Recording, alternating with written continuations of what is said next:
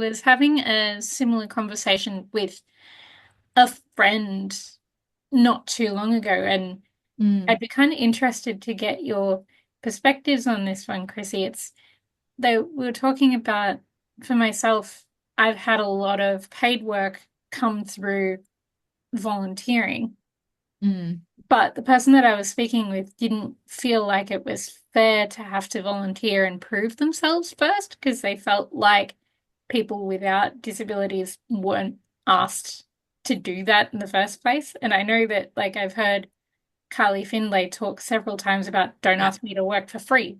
yeah, totally agree. Like I am like 100%.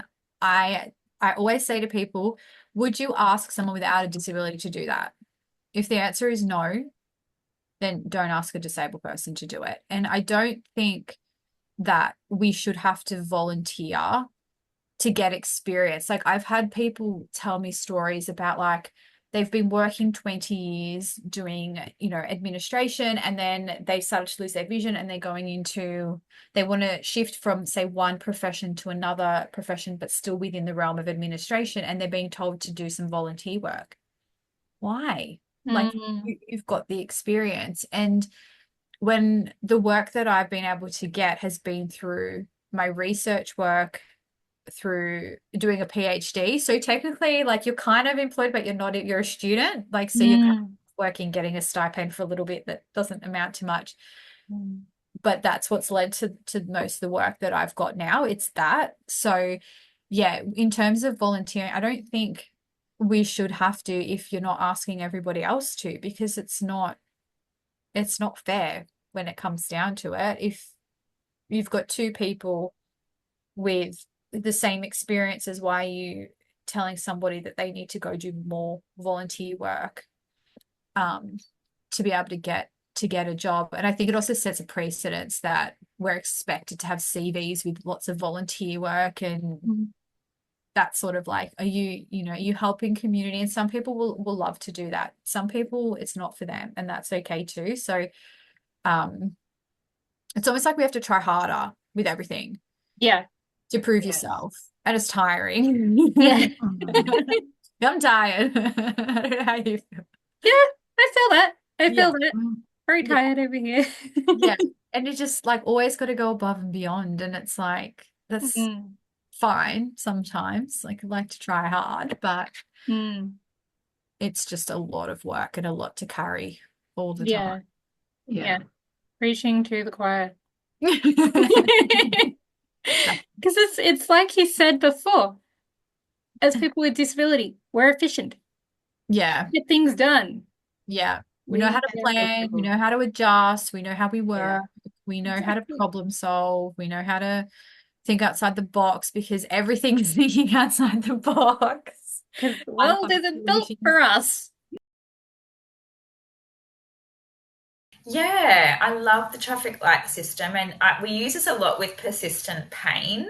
But it doesn't need to just be around pain. It can be with any kind of symptom that we might experience. Pain's an easy one to kind of, give an example of. So, the traffic light system, using pain as an example, Mhm. red, orange, and green. So Yeah, on a really high pain day or a high symptom day, whether it's mental health, like having a bad day, or do you know what I mean? We're not feeling like doing much. The pain is high. We're not feeling good. We're having a red day. So we're going to do no exercise or minimal amount of exercise. yeah, Orange, we might be feeling like I'm in the middle. I'm not feeling like doing too much, but I feel like I can do a little bit. Like I've got moderate levels of pain, or I'm not feeling like super energetic and happy, but I'm feeling like okay. I yeah. might do a little bit. And then green day is like, okay, my pain is very minimal today. I feel quite energetic. I'm in a really lovely mood. Let's go and do our usual.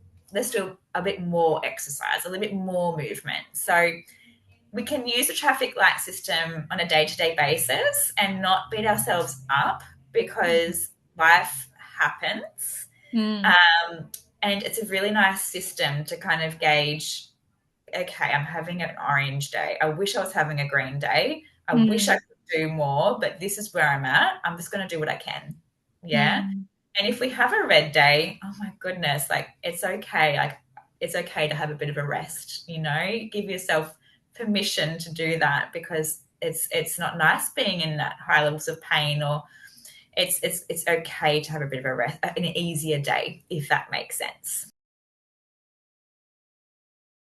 I think really, I guess, really understand what the say my say as different of what they say as normal. I really reflecting on how that that mindset influence our everyday interactions.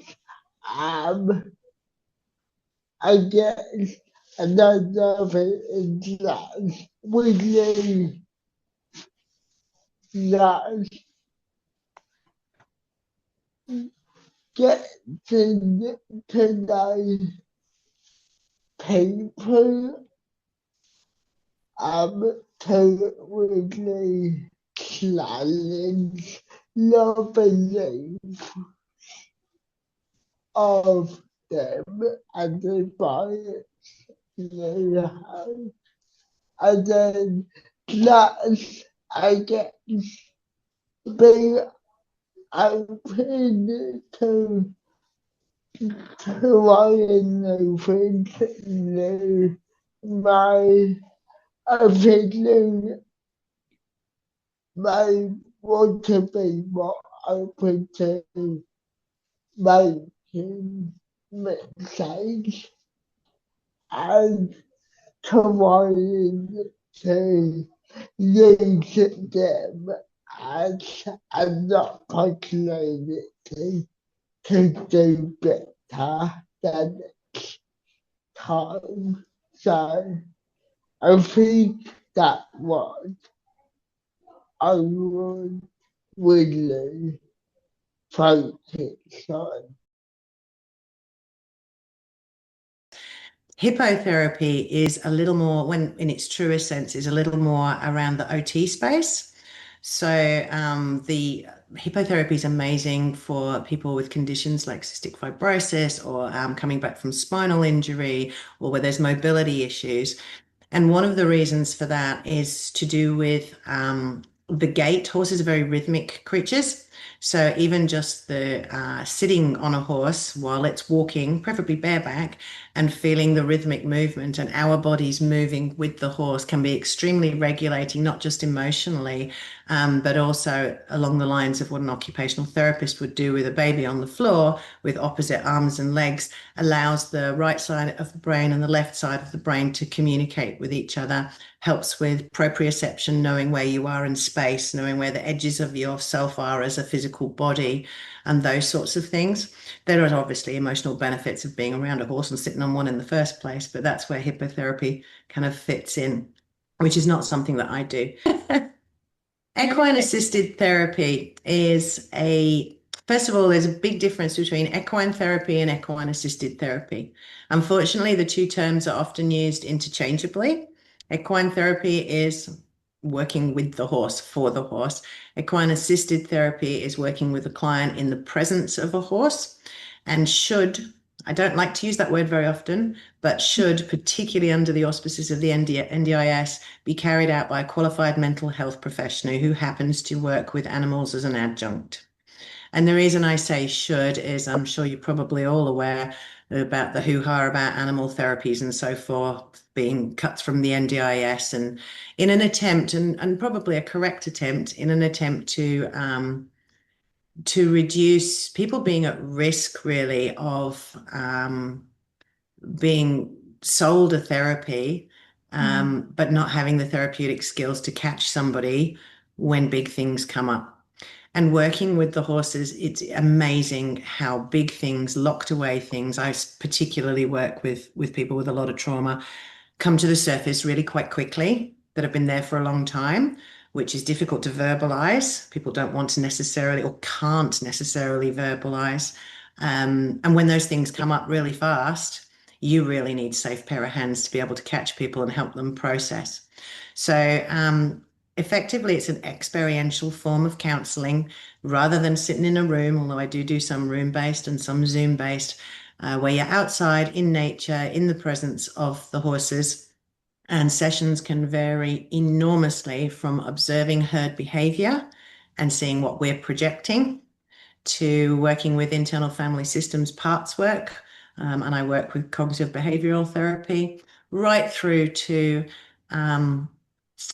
capacity building in as much as enforcing boundaries by physically moving a 700 kilo 17-2 horse backwards, only using your voice and your body language as an autistic 13-year-old boy who's being bullied at school.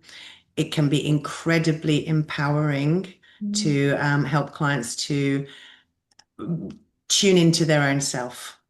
So the main crux of the concept, clients vary far and wide, but the main crux of the concept is a safe place to practice relational skills and to assist with your own emotional regulation.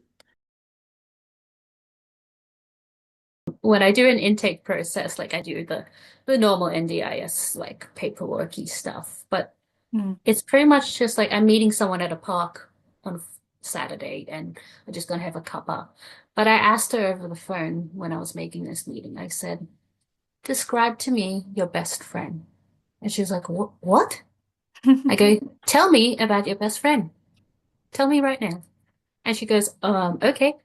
She's a little bit like me, but she is a bit more sterner. She knows how to voice her opinion.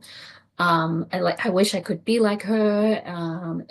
But she's still very calm, where I'm a little bit not calm. And she was just explaining her best friend and the qualities that she loves about her best friend. And I was like, okay. Now sit down, tell me about yourself. I don't know. Well, that was a very, very big thing. I asked of you. Okay, let's break it down smaller. So just asking little questions just to get the person's like what they do, and it's like, what do you do in a day? That question's too big. Break it down smaller. Okay? I asked the same person I was talking to on the phone. I said, what's your favorite color? And she said, I'm a purple girl. I'll go, oh my goodness. You purple girls, purple is everything. Purple is life. Like it's like I don't know if you've ever met someone whose favorite color is purple, but that's their whole personality. Right. So I was like, okay, I'm guessing you have everything in your house purple. I know it for a fact. She goes, yes, you are correct. But yeah, it's just getting to know those little types of things. I asked really weird questions, like if you were a type of cheese, what kind of cheese would you be? And she was like, no one's ever asked me that before. And I go, well, now you get to think about that. Like, what would you do if you won the lottery? I like to hearing these things that, like they're a little bit out of the ordinary, but it helps. It helps me because my team is a personally vetted team. We're not a huge company. We're tiny. We're teeny tiny. Everyone I know is very well. Their ethics align with my ethics, in how to support a person with a disability. So yeah, I do like my personally vetted team because like I know them and I know that they will do the work well, and it makes the matchmaking process quite easy. Nice. So it starts with when you find the workers to join your team. Pretty much. And I ask pretty much the same questions Nice. to the workers as well. That makes sense. Yeah. So I get to know them on just as much intimate level as a participant as I would. So that way I do know how to match the support worker to the participant. Yeah. I think the first one's pretty obvious, and it's that the world wasn't built for you, but your world can be. I think it's important to give ourselves permission to tailor the world to our needs. I think the next takeaway is that your needs aren't unreasonable. Like, we can meet them. Yeah, because I think that's another thing that stops us, right? Is we're really scared that if we say our needs out loud, it will be like, no, Well, you're asking too much. sometimes, and speaking from experience here, sometimes that literally is the response or the reaction, even if that's not what it's supposed to be. It is. So that's really super important to keep in mind, I think. Yeah. Oh, help. Get help. Like, just don't do it alone. We're not designed, human beings, we're not designed to be doing this life alone. So if you're like, yeah, this is an area that really sucks for me, like, great, go get help. Like, good on you for knowing that. That's true. I was having the conversation with someone today that, when you work in a team, for example, or with other people, you find your strengths and their strengths and kind of build them together to create magic, in a way. Can be magic. Yeah, I think that finding the right people to be in relationship with is really important.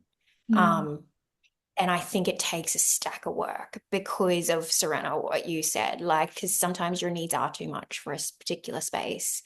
And that is okay. It's absolutely okay, because that's just not for you. But what is for you won't pass you. Like, it will use that as your, like, now I know more information. Now I know it's not there. Great. What I don't know is sometimes enough, like, to move into a new direction. And I think, yeah, and I really do fundamentally believe especially the internet is proving it right, that there's groups for everyone. And if it's true for the people in that pain, it's true for all of us. Like, we've got our people somewhere. That's it. Your people are, I've heard it so much to the point that it's almost a cliche that I was like, yeah, that's not true. That's just something people say. But if you look hard enough or wait long enough, your people are out there. Everyone has different preferences. So my main tip is just to be curious and to not presume that someone wants this way of communicating, and have those open conversations about, was that okay I said that? Or how could I say that next time? How did that make you feel? Was that okay? So just checking in with people if you're not sure if you said it the right way, or if they were offended by it, or if it was too deep, too strong to come on at something at the start. But yeah, the main thing I think is just to be curious, open, discuss the differences, because we don't know how each person prefers to have the conversation or interact with each other. Like, I might like my feedback about general things, and you might like feedback in different ways. Just the same as that, I like to have conversations in different ways. Like, same as, like, my listening style might be different to yours. So I might be wandering around the room whilst I'm doing the dishes, then going off and doing something else, but I'm still listening. That's how I listen. But to others, that might just appear like I'm bored, don't really care, I'm wandering away from the conversation, and I don't want to be a part of it. But I've had, like, conversations with the people I live with to be like, no, that is me still listening. I'm still listening, don't worry. And then it's about them then respecting and knowing that is me listening, or however I communicate as well. And then it's a two-way street, really, I guess, is the short form. Being able to say what you want and saying them say what they want, and then both people respecting both ways. Because we often have had drilled into us, treat people how you want to be treated. So we do that. We communicate with people how we want to be communicated with sometimes. And that's not often what they want. Like, they don't want that style.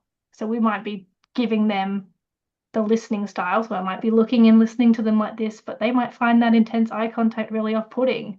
But I don't know that until I've asked them or until they've told me. So if they're not speaking up and telling me that's what they prefer, you can always initiate that conversation and say, was that okay? Can I do something different? And it's reminding me of, I've heard it said before, clear is kind, unclear is unkind. I think it was Brene Brown that said that. But it's that whole thing of being clear about needs or expectations and making those things clear. And like I say, it's a two-way street. So like you don't have to be like, oh, they never told me that's what they wanted or that's what they prefer. You can be the one that says first. You can be the one to say, was that okay? Or could I do something different? Don't have to put it all on them to be the one that advocates for them. That curiosity piece. Yeah, because like say, communication is a two-way thing, and you're both got equal responsibility to take that role of asking each other. How was it? How was that interaction to know for next time? Yeah. Takes two people to tango, right? Yeah. Yeah. Two people to have a conversation. Yeah, exactly.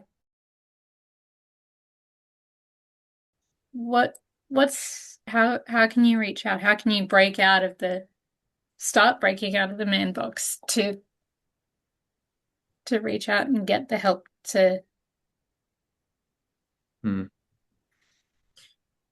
Well, I think it's a hard slog, but I reckon similar to what we said before would be start small. If there's a man that's stuck in that idea, we don't try and reinvent the wheel overnight. First of all, reflect on like who you are, what you value, what kind of person you are, what are your traits, what are the things that you are interested in, what kind of person do you want to be? And then also reflecting on like how has this impacted you? This man box, what's it been like to live inside of that for this long? What's been the cost to you to conform to this idea? And just, I think, naming, just internally journaling it in whatever way works for you to try and figure out how has this impacted me? And also like, what kind of person is this, am I becoming by sort of living within this? And then figure out, are you happy with that? Probably not. I would be thinking that this is probably going to be the response from a lot of people. Like if you reflect on that stuff, you're like, damn, this is not actually that great. So again, I would say start small, like in terms of reaching out for help. Identify safe people or a safe person that you can trust in your life if you have one. So, and then start small with the vulnerability. Like in whatever way works for you, whatever language that's comfortable for you. Start there, start really small and see what happens. Because if your brain is primed to associate vulnerability with pain, you need to give it the experiences of the opposite. But it's really important that we aren't vulnerable to the wrong people. So it's really important to be vulnerable to the right people for you, the people that you trust and feel safe with, right? You're not going to go to the person that has always invalidated you and tell them how you feel, because unlikely that will elicit a different response. They'll probably just do the same thing. And then, I don't know, I think learning slowly to be compassionate and kind to yourself. So I would say that like be aware of how you talk to yourself. Be aware of what you say to yourself when you feel emotions that maybe you think a man shouldn't feel. Like I think it takes a lot of work. Honestly, I would say, try and go to therapy, but that might be a huge jump. That is way too difficult. So start with someone in your life that feels safe and just begin the process of like naming how you feel, even if it's good or bad. Because if you have alexithymia and you don't really know what you feel, literally like drinking a cup of tea and being like, what does that feel like is a good place to start. Really easy, really small. And if it feels pleasant, what's pleasant about it? Is it the warmth? Is it the taste? Is there some sort of feeling in your body? And start that process of connecting your head to your body, to your emotional world. But I'd say that be patient with yourself. Be very kind to yourself, because it's not your fault that this is hard at all. It just is, because that's the way that it was conditioned to be. with NDIS, when NDIS came out, it was really the idea was really to tailor the supports around individuals even more. Prior to that, services had funding and they had very set limitations of what they can do.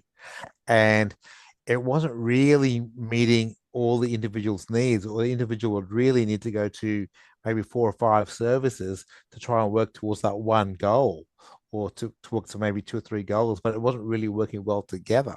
And the idea was it's really individualized based. It's really person centered. Well, what does the individual need? And that's was the big strength about NDIS. And I do need to say something about the NDIS though. It is an insurance scheme. And when you talk about an insurance scheme, the idea of an insurance scheme is, so for example, if I had a work accident today, touch wood, I do not, I would get a whole lot of funding for myself up front, to rehabilitate. And the idea is, as time goes on, the funding for my supports get less and less. And it's really important to remember that, because the governments, whether it be Labor or Liberal, they're trying to work back towards getting back to that idea.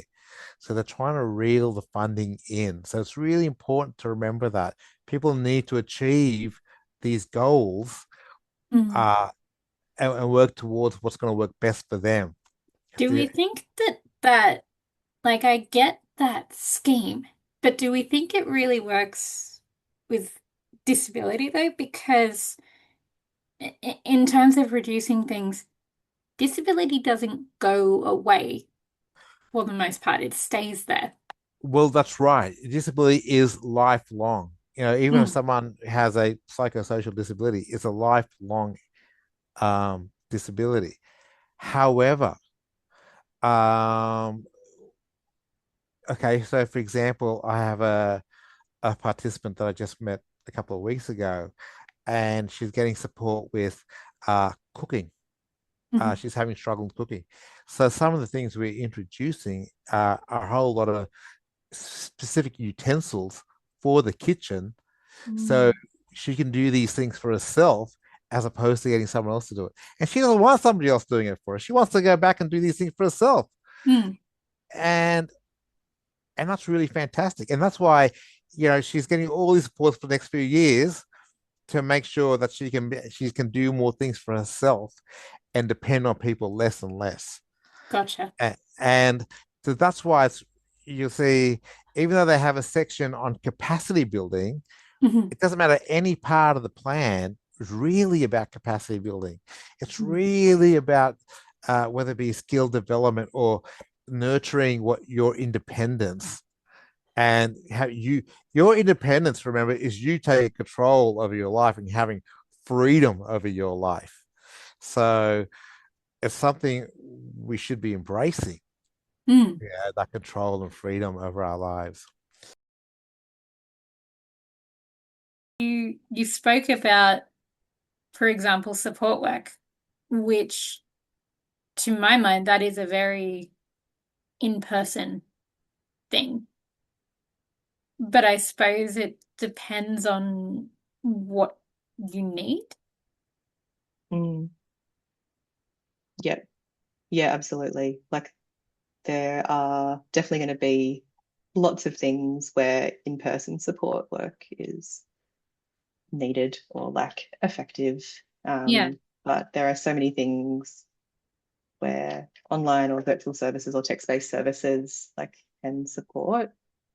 I think like especially for individuals who are wanting some assistance with like executive functioning tasks, initiating tasks. We do like lots of life admin at Nearish. We do lots of like household like support with routines, like lots of kind of promptings, reminders, that kind of thing. Lots of making phone calls during session, bits and pieces.